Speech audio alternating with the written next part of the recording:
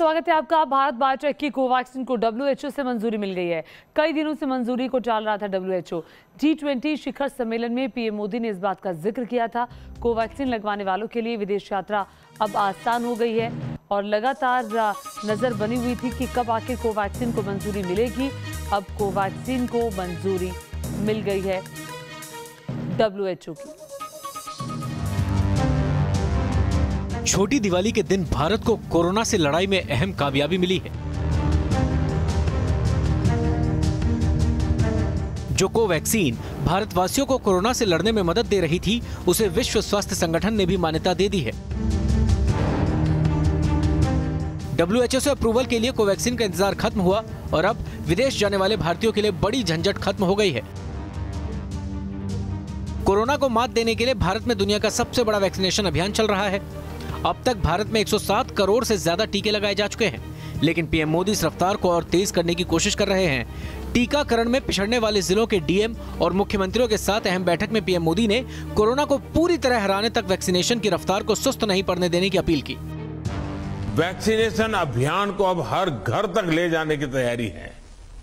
हर घर दस्तक, इसी मंत्र के साथ हर उस घर में दस्तक दी जाएगी जहां अभी तक दोनों टीके का संपूर्ण सुरक्षा कवच नहीं मिला है। अभी तक आप सभी ने लोगों को वैक्सीनेशन सेंटर तक पहुंचाने और वहां सुरक्षित टीकाकरण के लिए प्रबंध किए। अब हर घर टीका, घर घर टीका, इस जज्बे के साथ हम सबको घर घर पहुंचना है। हाल ही में G20 की मीटिंग में प्रधानमंत्री नरेंद्र मोदी ने WHO chief doctor Tedros Ghebreyesus के साथ कोवैक्सीन के अप्रूवल पर चर्चा की थी। Obviously, we also believe that the WHO's approval, the emergency use authorization for Covaxin, our indigenous vaccine pending with them, would facilitate this process of our assisting other countries. Bharat की इन कोशिशों के बीच Covaxin को WHO की मंजूरी मुंह मांगी मुराद मिलने जैसी है। WHO के strategic advisory group of experts on immunisation ने भारत बायोटेक के कोवैक्सीन को इमरजेंसी इस्तेमाल की मंजूरी दे दी है। WHO ने अपने बयान में कहा कि हमारी विशेषज्ञ टीम के मुताबिक कोवैक्सीन कोरोना से सुरक्षा के लिए WHO के मानकों को पूरा करती है। वैक्सीन के फायदे उसके जोखिम से ज्यादा हैं। ये वैक्सीन दुनिया भर के लिए उपयोगी साबित हो सकती है। भारत में अभी तक ज्यादातर कोवैक्सीन और कोविशील्ड के डोज लगाए जा रहे हैं। शुरुआत में ही सीरम इंस्टीट्यूट की कोविशील्ड को WHO ने मान्यता दे दी थी, लेकिन कोवैक्सीन की मंजूरी लटक रही थी।